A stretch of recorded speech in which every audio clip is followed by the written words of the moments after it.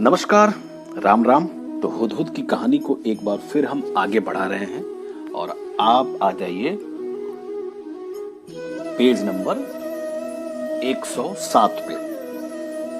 तो कल हमने आपसे बात की हुदहुद और शाह सुलेमान और कैसे उनको ये सिर पे इतना सुंदर कलगी कैसे मिला। तो इस कहानी में हमने अभी तक ये देखा। आज हम बात करेंगे हुदहुद कैसा होता है।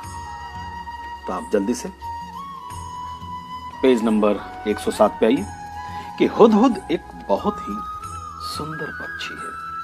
पता है, इसके शरीर का सबसे सुंदर भाग इसके सिर की कलगी होती है। वैसे तो यह इसे समेटे रहता है, पर जैसे ही किसी तरह की आवाज होती है यह चौकन्ना होकर परों को फैला लेता है। तब यह कलगी देखने में हूबहू किसी सुंदर पंखी जैसी लगने लगती है। इस कलगी के बारे में तुमने अभी एक सुंदर कहानी भी पढ़ी है। दरअसल हुदहुद का सारा शरीर रंग बिरंगा और चटकीला होता है। पंख काले काले होते हैं जिन पर सफेद मोटी सफेद धारियां बनी होती है।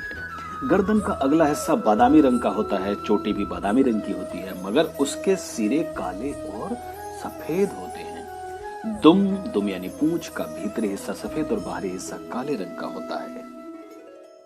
चोंच पतली, लंबी तथा तीखी होती है। इस चोंच से यह आसानी से जमीन के भीतर छिपे हुए कीड़े मकोड़ों को ढूंढ निकालता है। इसकी चोंच नाखून काटने वाली नहरनी से बहुत मिलती है और शायद इसीलिए कहीं कहीं इसे हजामिन चिड़िया के नाम से भी पुकारते हैं। हुदहुद हमारे देश के सभी भागों में पाए जाते हैं। Page number 109। तुमने इसे अपने घर के आसपास अपनी तीखी चोंच से जमीन खोदते हुए अवश्य देखा होगा। बोलते समय यह 3 बार हुप हुप सा कुछ कहता है, इसीलिए इसे अंग्रेजी में हुप हू कहा जाता है। हिंदी में उसे हुदहुद कहते हैं।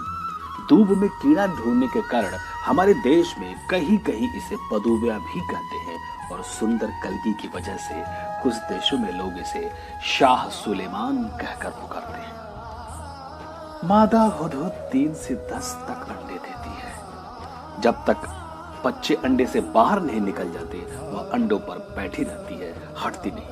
नर वही भोजन लाकर उसे खिला जाता है, पर दोनों में से कोई भी घोंसले की सफाई नहीं करता है। संसार के विख्यात पक्षियों में से यह है हुदहुद। यह अपनी सुंदरता के लिए मशहूर है, पर इसे पालतू नहीं बनाया जा सकता और न ही इसकी बोली में मिठास है। तो प्यारे बच्चों, ये रही हुदहुद और उससे जुड़ी ही बातें।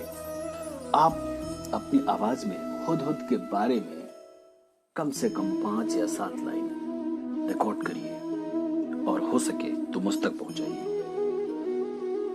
पता है ना क्या करना है? परेशान नहीं करना है घर में। ठीक है?